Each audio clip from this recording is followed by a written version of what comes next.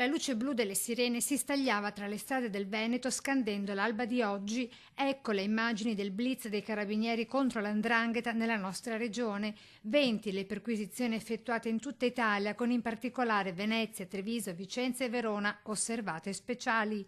7 gli arrestati, con il clan della famiglia dei calabresi Multari di Crotone, da 30 anni trasferitasi nel capoluogo scaligero e legata alla cosca di Nicolino Grande Aracri, da anni responsabili di gravi condotte illecite commesse con l'aggravante del metodo mafioso. A tutti, infatti, tra i vari e pesanti reati è stato contestato l'articolo 416 bis del Codice Penale, quello, per intenderci, legato all'associazione a delinquere di stampo mafioso, appunto. Si presentano come imprenditori e quindi trattano a pari con altri imprenditori locali.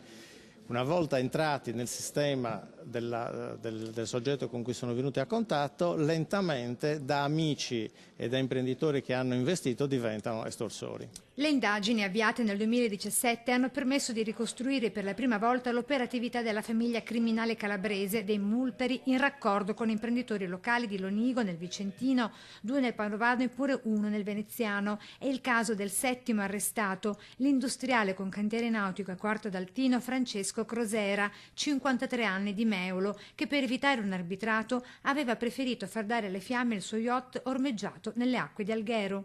Era quello che aveva chiesto l'intervento per risolvere il problema, che non voleva risolvere per le vie legali.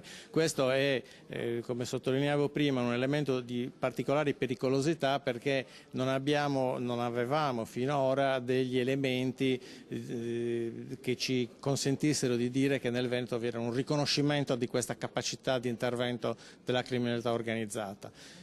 Detto questo, però, è anche vero che una volta chiamati gli imprenditori, come dire, oggetto dell'estorsione, hanno parlato, e quindi questo anche significa che l'imprenditoria e l'ambiente è comunque sano. Deve solamente essere fermata questa penetrazione, che è innanzitutto una penetrazione economica per poi diventare criminale, da parte della criminalità organizzata.